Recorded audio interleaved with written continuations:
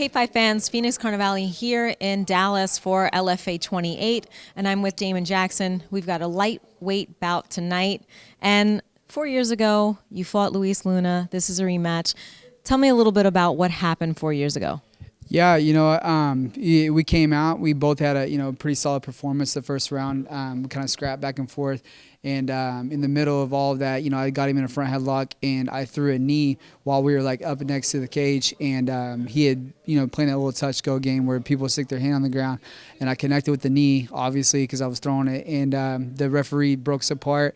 And, I felt horrible because, I didn't want to, be that guy that does anything illegal. So I came out and I went to go apologize by touching gloves.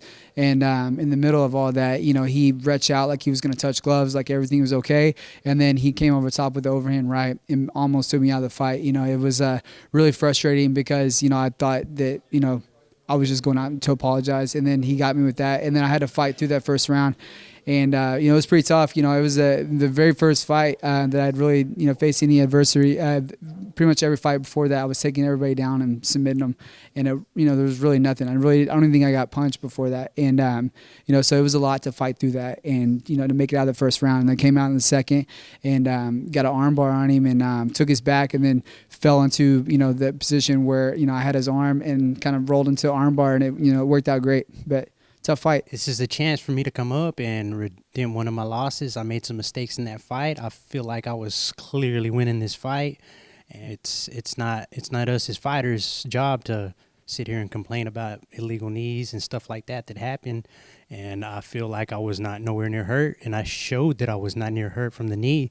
So when we broke apart, I didn't take a break at all, and I went right back to the fight where I left off. So you not touching gloves was just what you were in main focus. You weren't thinking about accepting the apology. You're just going right back into the moment. I didn't think it was apology worthy. I came into the sport as a natural fighter and believing in, whatever happens, you just keep going. You don't sit there if you get clipped in the groin or whatever happens. If they don't see it, you just keep fighting. That's how I always believe. I go in the fight just to fight, and I put the rules second, and just like they should have, a lot of people tell me they should have stopped this fight, but it's not my job. I'm not a referee. I'm not a judge. I've had bad decisions in the game, and I just believe I go into the fight, do my thing, and it took me many, many years to get to this spot right here, and I'm still been staying focused on coming up, and thinking this is time for the rematch to see if Damien's ready for the same kind of fighter he fought, just a little more knowledge and a little bit better at every aspect of the sport.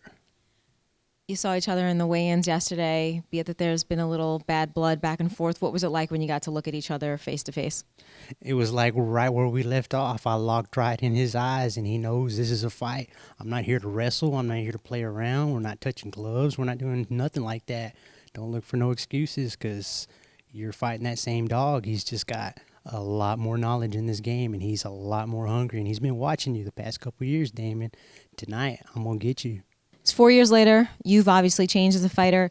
He's changed as a fighter. What do you think is going to happen tonight? It's going to be a scrap. I can promise you that. I couldn't sit here and tell you a game plan. I know that it's going to be a fight wherever it's at, on the feet or on the ground. He's a solid opponent all around. He's a #1 fighter in Texas at featherweight and lightweight. He's fought some really tough guys. And, I'm coming into the fight. I'm ready to go. He's ready to go. It's going to be an exciting fight. Where did the bad blood initiate, do you think? 100%. A lot of it was on like social media and stuff like that. But really like that night of the fight, everybody gets emotional during the fight anyways.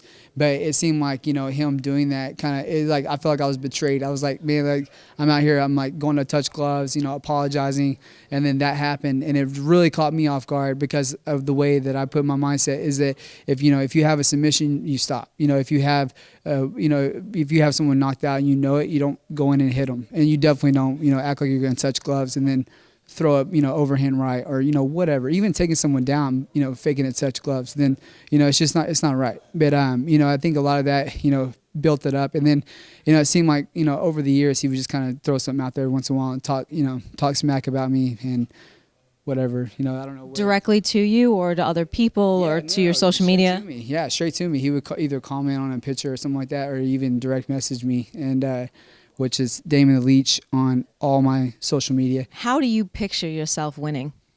I picture myself wearing him down and fixing up on his wrestling game. He's going to try to attempt some shots, and I'm going to have to do whatever I have to do. Hopefully we're not going to touch the ground. We got to. I'm well experienced for that. It may take 2-3 rounds, but I believe the third round he's going to wear in. He's going to start shooting sloppy. He's going to start feeling those punches, and he's gonna break mentally, and I'm going to finish the fight. Well, my last question for you is, if you were doing a psych eval on him, why would you think you piss him off so much? Besides just beating him, besides just submitting him. I think a lot of it is that you know, we have both faced some really, really game opponents and some really tough guys.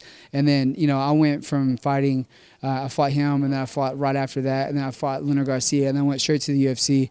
And I feel like, you know, maybe, you know, since he's fought the same caliber of guys that I fought, you know, in a lot of ways, because he has fought some you know, questionable opponents too. But you know, I think that the fact that we both fought tough guys and had tough fights, that I feel like he thinks that he should have, you know, the same, you know, experiences that I have, and you know, he definitely has it. And you know, I don't feel that way. I feel like, you know, we both fight. We're both fighting, and you know, he's facing tough guys, and I'm facing tough guys. So, How do you win tonight?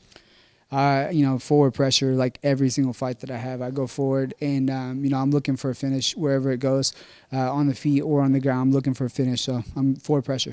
Well, we look forward to that, and you can catch these fights, LFA 28, on AXS TV.